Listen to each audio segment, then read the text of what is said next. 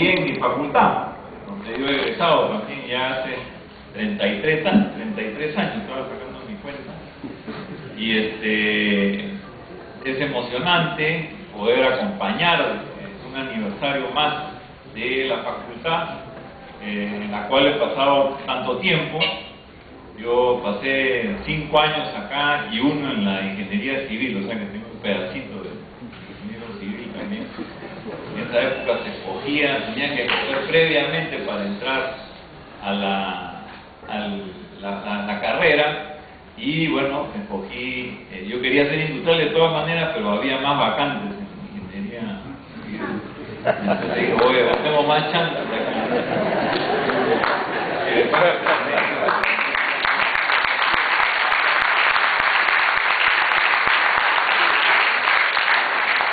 Quiero empezar, por supuesto, agradeciendo al rector, al decano, a las autoridades, a los profesores de esta facultad por el honor de tener el honor de invitarme a exponer un trabajo que he estado haciendo durante los últimos años en esta ceremonia tan importante, con la presencia de todos ustedes, presencia de profesores míos, ¿no?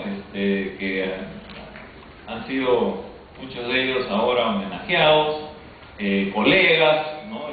Hemos estudiado juntos, y algunos alumnos, ¿no? Porque el único error en mi currículum es que también enseño en la UNI.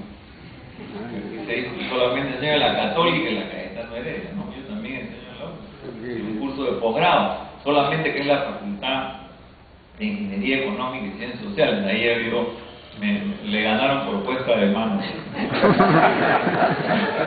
Pero en fin, estamos siempre en la misma casa de estudios, y yo estoy muy orgulloso de poder contribuir, de colaborar, de poder de alguna manera retornar, digamos, todo lo que me dieron, ¿no? A través de la enseñanza. Y bueno, por supuesto, también lo podemos hacer en ingeniería industrial. Vamos a ver, es algo que me encanta hacer, enseñar, y es difícil decir no a alguna oferta, así que vamos a poder conversar en el futuro. Bueno, entonces, como les mencionaba, en esta oportunidad estamos acá para... quiero saludar a Gonzalo, mi compañero de estudios, decano del Colegio de Ingenieros. Hemos estado juntos de dirigentes, ¿no? Y agradecerles, por supuesto, esta posibilidad de establecer un diálogo sobre este tema que nos convoca hoy día. Así que, saludos, Gonzalo. Y gracias a la tecnología que tenemos acá totalmente presente. Lucho Abanacao debe estar por llegar, así que no hay problema. Eso siempre ha sido un problema, venir hasta acá, ¿no? Sobre todo los que estamos al otro lado del centro de Lima. Y entonces puede haber habido cualquier problema, así que hay que tener flexibilidad. Ok, entonces entremos en materia. La crisis financiera mundial, ese es el tema.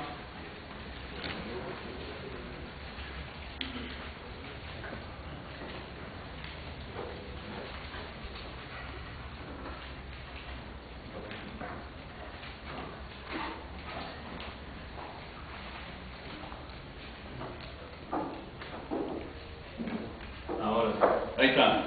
Este es el libro. Es un trabajo que he estado haciendo durante los últimos 3 años y medio.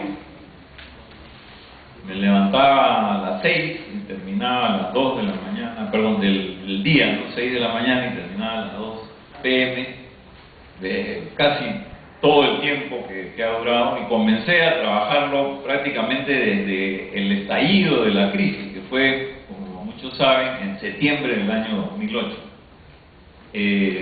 Yo siempre he dicho que no hay mejor oportunidad que una crisis, no hay nada mejor que una crisis para poner en cuestión, para analizar las teorías y las políticas.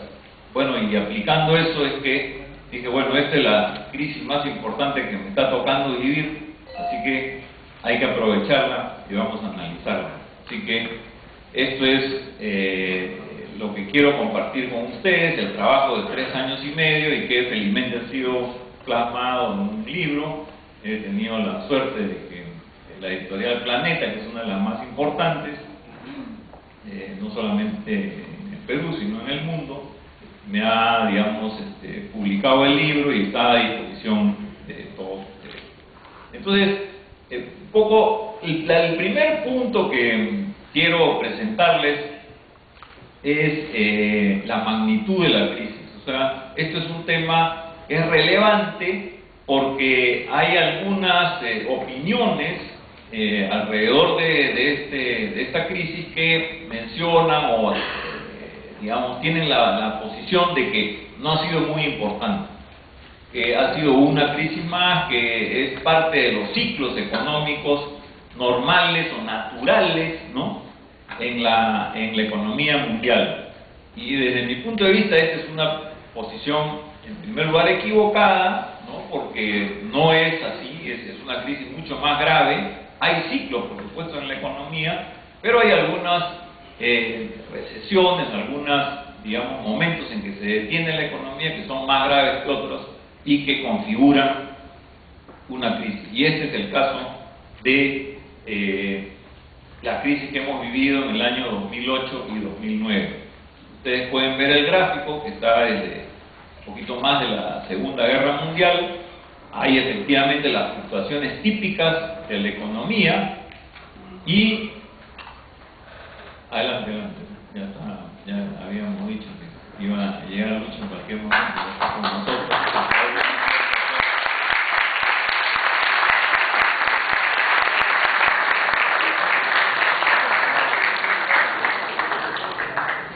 Ya sabemos que el tráfico es complicado, así que no hay problema, ¿no?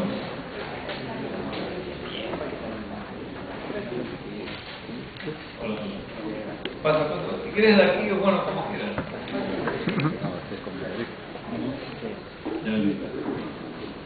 Gonzalo está con nosotros también, pero Lucho, Gonzalo está con nosotros vía aquí, saludando. Así que estamos ya todos completos. Listo. Entonces seguimos. La primera idea, como iba diciendo, es que esta ha sido la crisis más grave desde la Segunda Guerra Mundial, incluso desde 1929, ¿no? O sea, el fenómeno de la Segunda Guerra Mundial fue un fenómeno político, o sea que el evento, digamos, económico más importante, el antecedente, digamos, más importante sería la de 1929, y entonces ha sido, digamos, un evento muy significativo para el mundo y en particular los países que la originaron. Oficialmente el PBI en el año 2009, el PBI mundial se redujo en menos 0.6%, menos 0.6%. Uno podría decir, bueno, no es mucho, un poquito, hay un poquito de recesión, pero en realidad la comparación es con el promedio en el cual venía creciendo la economía mundial en los últimos años, ¿no? Tomaba el promedio de los últimos 20 años, que como vemos es 3.8, entonces la caída es en realidad de 4.4%, que es bastante, y eso es un poco la magnitud de la crisis, ¿no? Más o menos lo calculé en 2.5 trillones en el sentido norteamericano, que son millones de millones de dólares. Bueno, todo esto, por supuesto, la crisis no se gesta pues en un día, ni en una semana, y ni siquiera en un año, sino en mucho más tiempo. Y los antecedentes, los orígenes de la crisis financiera mundial estuvieron en el sector inmobiliario de Estados Unidos, y pues vamos a ver también en otros países, pero empezó esto en Estados Unidos, tanto por el lado del sector real inmobiliario como por el lado financiero, y ahí se gestó, digamos, esta crisis. Y como podemos ver, el calificativo de la crisis en el sector inmobiliario fue la burbuja inmobiliaria, ¿no? O sea, el típico comportamiento de una burbuja es un crecimiento relativamente lento de los precios, ¿no? Y una caída abrupta de los mismos. O sea, es la metáfora del globo, digamos, ¿no? Que a veces cuesta trabajo inflarlo, pero es muy fácil reventarlo, digamos, ¿no? Entonces, vemos algunos fluctuaciones anteriores, digamos, de precios en el sector vivienda en Estados Unidos, pero el crecimiento, digamos, excepcional de precios de la vivienda se dio a partir del 96, ¿no? 97, es decir, casi 10 años en que se fue incubando esta burbuja que explota en el año 2006, es decir, 2 años antes de la crisis financiera propiamente dicha. Y acá está, digamos, la comparación con otros países, es decir, no fue un fenómeno exclusivamente de Estados Unidos, fue un fenómeno de otros países desarrollados, como el caso de Irlanda, Inglaterra, España, que sabemos que está en una situación bien complicada hoy día, ¿no? El mismo Francia, otros países que tuvieron un fenómeno similar, es decir, una burbuja inmobiliaria previa a la crisis financiera.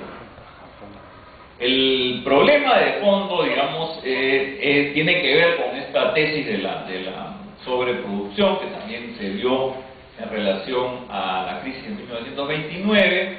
En los años previos a la crisis, ¿no? En este auge de los precios, se estaban construyendo un promedio de 2 millones de viviendas y departamentos en Estados Unidos, cuando la demanda era más o menos 1 millón, ¿no? 900.000 para ser exacto. O sea, había un exceso de oferta, de construcción de 1 millón de viviendas anuales, y eso tarde o temprano iba a explotar. Ahora, la gran pregunta es, ¿por qué, digamos, se infla tanto la burbuja, ¿no? En general, en principio, yo no le tengo miedo a la burbuja, es decir, siempre los mercados de alguna manera tienen subidas y bajadas de precios, ¿no? A veces más aceleradas y otras menos. Pero cuando, digamos, se produce un incremento demasiado alto, demasiado sostenido, el peligro de que estalle es mucho más mayor, digamos. Entonces, ¿por qué se infló tanto esta burbuja? Y es ahí donde entra el sector financiero, ¿no? El sector financiero comienza a, digamos, incentivar la compra de viviendas, de nuevas viviendas, o el mejoramiento incluso de las viviendas que ya se tenían, cambiando las reglas de juego, digamos, también de paso en el sector financiero. Por ejemplo, las hipotecas, que son, como ustedes saben, créditos de 25 o 30 años, tenían una característica básica adherida a ellos, que eran las tasas de interés fijas, ¿no? Para poder predecir cuánto se va a pagar en el año 25 o 30, ¿no? Pero uno de los primeros cambios que se hizo, que tiene que ver con la desregulación, fue cambiar a tasas de interés variables, ¿no? O en inglés, adjustable rate mortgages, o sea, hipotecas con tasa de interés variable. Se introdujo un factor de riesgo muy alto, ¿no? Porque es verdad que en el momento que se produjeron estos cambios, la tasa de interés estaba baja, pero luego ha tenido fluctuaciones, como ocurre en todos los casos. Ahora, el problema más grave, digamos, en este caso fue que las hipotecas se convirtieron en instrumentos financieros que no solamente servían para que la gente tuviera casa, sino para negociarse, para venderse en los mercados financieros y de valores en todo el mundo. Uno de esos instrumentos fueron los MBS, Mortgage Backed Securities, o sea, los securities respaldados por hipotecas. Estos fueron, digamos, empaquetados y vendidos por la banca de inversión, y llegaron a tener un volumen de 27 trillones, ¿no? millones de dólares, es más de 2 veces el PBI norteamericano. Los que tuvieron, la burbuja estalla a mediados del año 2006. Como toda burbuja, digamos, no requiere una causa demasiado precisa, pueden haber varias. Siempre me acuerdo, digamos, para seguir utilizando la misma metáfora, cuando tenían santos algunos de mis hijos, uno se pasaba pues toda la tarde inflando globos, ¿no es cierto? Era bien lento el proceso. Ahora hay maquinitas que inflan así, que son de fabricación china, que son baratas, pero antes no había. Así que era un proceso en el cual uno se cansaba y los niños invitados con un alfiler nomás se reventaban todos los globos en segundos, ¿no? Bueno, eso es lo mismo, ¿no? O sea que puede estallar por cualquier causa que, digamos, no necesariamente tiene que darse unas condiciones demasiado exigentes. Bueno, para comenzar, la tasa de interés subió, cambiaron, digamos, las cuotas de las hipotecas, comenzaron a haber algunas, digamos, falta de pago de estas cuotas y los bancos comenzaron a tener dificultades para, es decir, asumieron una posición más dura para otorgar nuevas hipotecas. Entonces, se produjeron varios elementos que, digamos, dieron lugar a la caída abrupta de los precios. La burbuja financiera que vino de la mano, es decir, en este caso se retroalimentaron, la burbuja inmobiliaria con la financiera, tuvo, como ya dije, uno de sus protagonistas fue los famosos MBS que os he mencionado y que dibujan digamos, la metáfora de la burbuja como un crecimiento de precios y una caída abrupta en el 2009.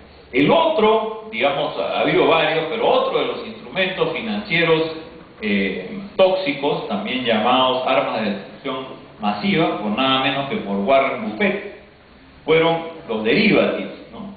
Y llegaron a ser 683 trillones, o sea, millones de millones de dólares, 11 veces el PBI mundial.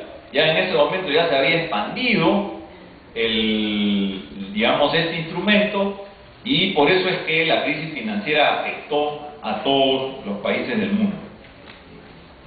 ¿Quiénes estuvieron detrás de estos instrumentos financieros?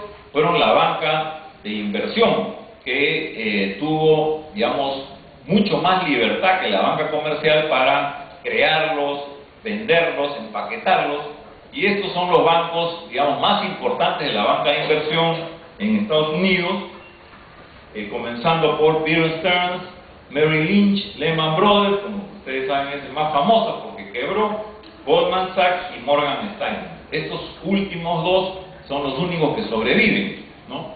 Lehman Brothers fue la banca que más se arriesgó y que no pudo sobrevivir. Los primeros dos fueron absorbidos y los otros últimos se tuvieron que transformar en bancos más convencionales para poder sobrevivir. Es aquí donde está el origen, digamos, de, yo diría, la irresponsabilidad de los bancos y que fue de la mano con la desregulación de los mercados financieros. Es decir, aprovecharon esa desregulación para ir más allá de las posibilidades reales del mercado y de la ética y generaron una crisis de grandes proporciones. Las consecuencias, y eso lo expongo también en mi libro, la primera consecuencia de la crisis financiera fue política, no fue económica, y para mí fue el triunfo de Obama. O sea, estamos hablando del triunfo del primer periodo, ¿no es cierto?, el 2008. La crisis estalló en septiembre del 2008 y en noviembre fueron las elecciones. O sea, los 2 meses. Y obviamente, yo estoy convencido, y esto es muy difícil retroceder la historia, estoy convencido que si la crisis hubiera sido en enero del 2009, es decir, posterior a las elecciones, probablemente ganaba el candidato republicano, que era McCain, ¿no? Y hemos visto que en Estados Unidos todavía hay muchos prejuicios raciales y todo esto, hay muchas resistencias contra Obama, pero el argumento de la crisis actuó a su favor, ¿no? Y la gente estuvo en contra del presidente Bush en ese momento, que era republicano, y por supuesto castigó también a su candidato McCain. Pero otra de las consecuencias que es curiosa, digamos, ¿no es cierto?, por llamarlo de alguna manera, es que el sector bancario, donde se originó la crisis, salió más fortalecido, es decir, los bancos más grandes se fortalecieron con la crisis, ¿no? Tenían, como sale ahí, una una participación del 20% del PBI antes de la crisis, y al final salieron con 70%, es decir, una mayor concentración. Obviamente los efectos sociales fueron devastadores. A lo largo de los siguientes años, 8 millones de familias se quedaron sin vivienda, es verdad que algunas no han recuperado. El desempleo subió tremendamente en Estados Unidos y vamos a ver que en otros países también. El sector industrial se debilita y estos efectos se extienden a nivel mundial.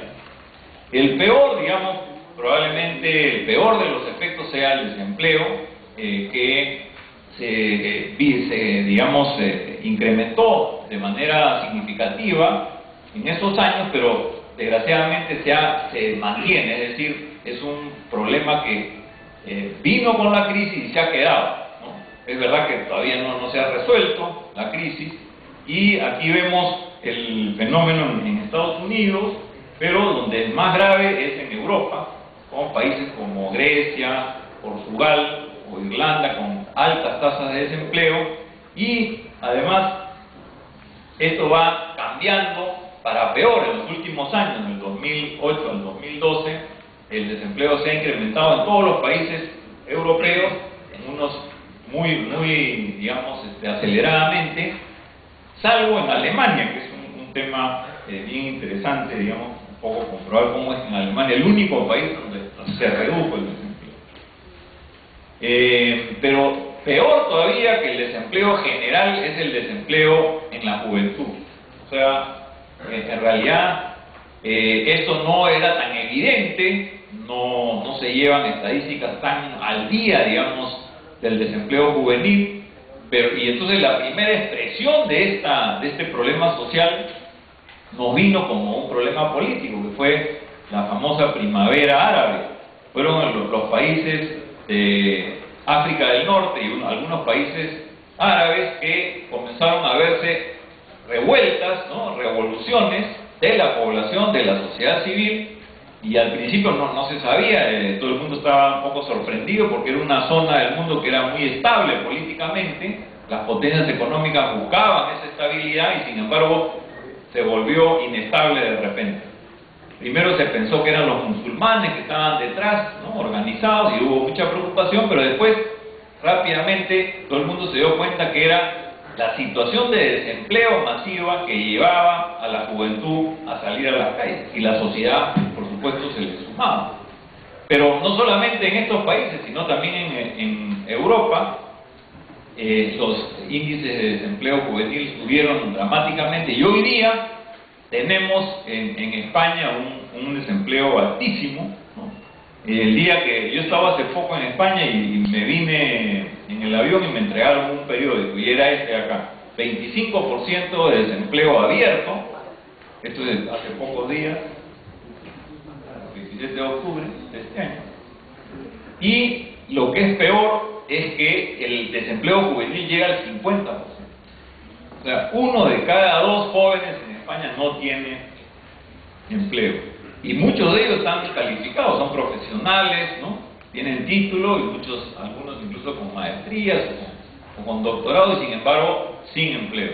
Esto hace que, digamos, la sociedad sea, digamos, entre en conflicto, sea inviable socialmente y pueda prestarse a cualquier conflicto o problema incluso mayor.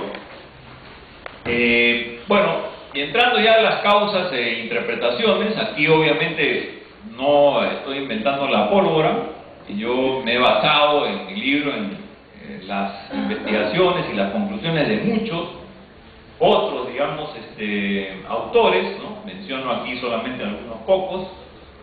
Paul Samuelson, probablemente uno de los grandes economistas, casi todos hemos estudiado macroeconomía con él, ha muerto hace poco, pero tuvo tiempo de opinar sobre la crisis, tuvo juicios muy duros. Lo mismo como Krugman, que sí sigue escribiendo, Stiglitz, ¿no?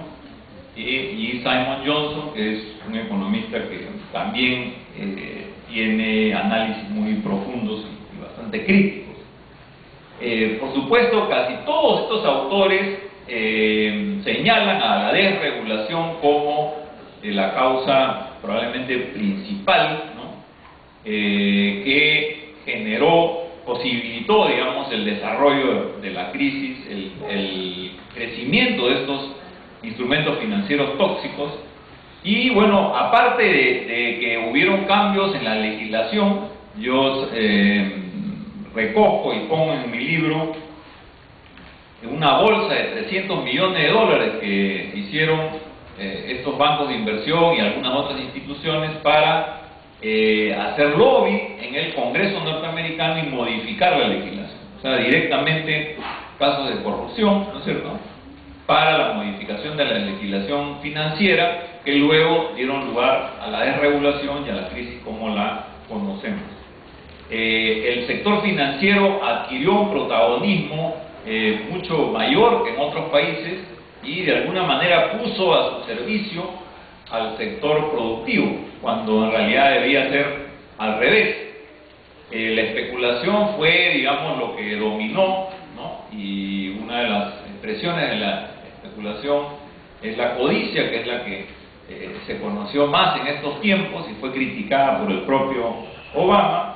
Y en general, digamos, hubo una política y una realidad de endeudamiento más allá de las posibilidades de todos los actores económicos, comenzando por los consumidores, pasando por las empresas y los propios bancos sobreendeudados.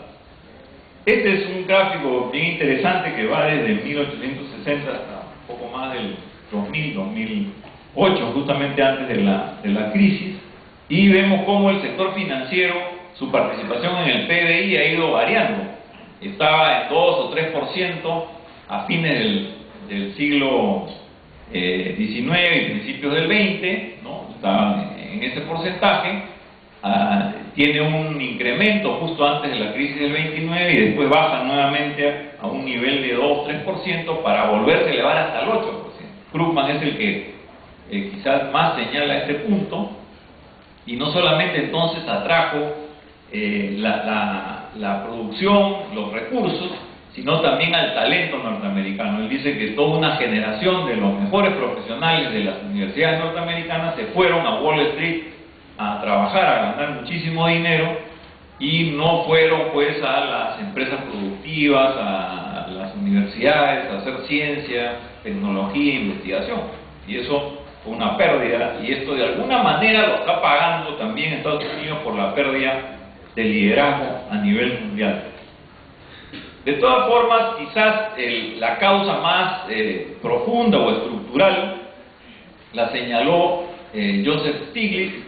Él hablaba de la política del trickle down, ¿no?, o del chorreo, que aquí así la conocemos nosotros. Esta política era la que planteaba que había que bajar los impuestos para las corporaciones, los sectores de mayores ingresos en el país, y estos iban a hacer inversiones crecientes que iban a generar empleo y iban a mejorar la situación también de los más pobres. Es decir, dándole facilidades a los ricos se beneficiaban a los pobres. Como sabemos que esto no ha funcionado así, lo que hemos producido a nivel de los países desarrollados, sobre todo, es una regresión en la distribución del ingreso, una concentración del ingreso en el 1% más rico. Todo esto iba de alguna manera acompañado por un pensamiento ideológico que justificaba estos cambios estructurales. Las salidas, y ya con esto voy terminando, y bueno, es oponer a la política del trickle down, de arriba hacia abajo, una política que vaya de abajo hacia arriba y que se base en estos 4 pilares. En primer lugar, una educación de calidad. El recurso humano es lo principal para que cualquier país pueda salir adelante, y los recursos humanos tienen que estar calificados lo más posible. Y con un elemento adicional que tiene que ser el sector público el que garantice que todos tengan una educación de calidad, porque hay un factor de equidad muy importante, no solamente de eficiencia, de productividad, que es el argumento económico, sino un argumento ético de que todos deben tener las mismas oportunidades. con una buena educación, una persona que nace en un hogar de bajos ingresos puede él mismo en su propia vida tener un salto en sus condiciones de vida y darle un mejor futuro para sus hijos o nietos. Entonces hay un factor económico y ético en este caso. En segundo lugar, el segundo eje es poner a la innovación como el motor del crecimiento. Esto, como ustedes saben, fue la tesis de Schumpeter, la dijo en los 30, sin embargo, en ese mismo momento Keynes tuvo mayor protagonismo y fue un poco el economista de moda, pero poco a poco las tesis de Schumpeter han ido, digamos, prevaleciendo, y esta crisis ha demostrado que la innovación sigue siendo el principal motor. De hecho, en el caso de Estados Unidos, que han vivido el contrapunto entre Silicon Valley y Wall Street, los analistas lo que dicen es que Estados Unidos en los últimos 20, 25 años apostó por Wall Street y se olvidó de Silicon Valley, que en realidad es su verdadera fuente de crecimiento. Obama trata de retomar, digamos, esta herencia, ¿no? Pero todavía no lo consigue del todo.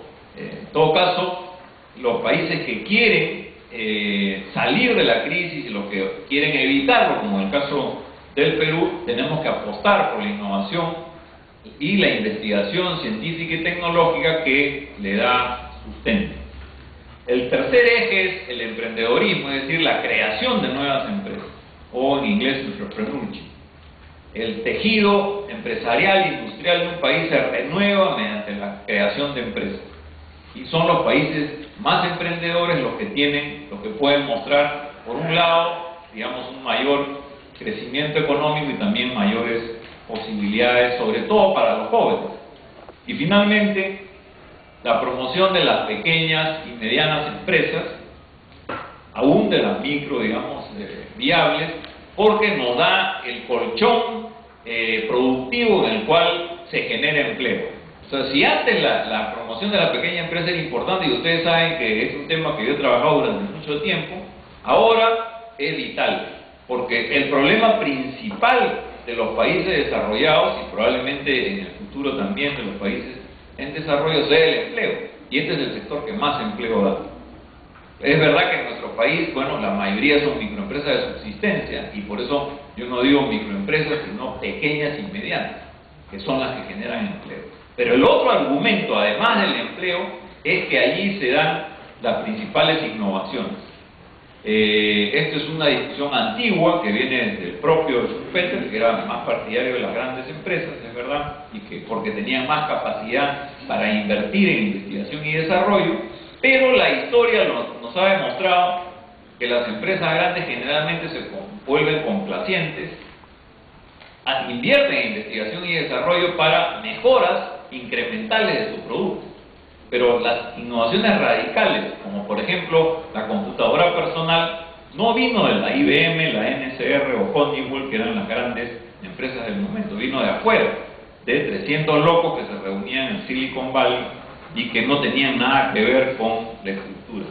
Y esto se viene repitiendo. Hoy día mismo, uno de los protagonistas del 70, Bill Gates y Microsoft, no fue el que inventó Facebook, ¿no? Sino un muchacho, prácticamente con sus amigos, que hizo algo totalmente radical y que lo sacó del cuadro. Entonces, en realidad, la pequeña empresa tiene doble importancia, como principal generador de empleo y como fuente de las innovaciones. Y aquí me quedo. Hay un Facebook para que puedan ver, digamos, todo el material, y también un blog. Así que muchas gracias.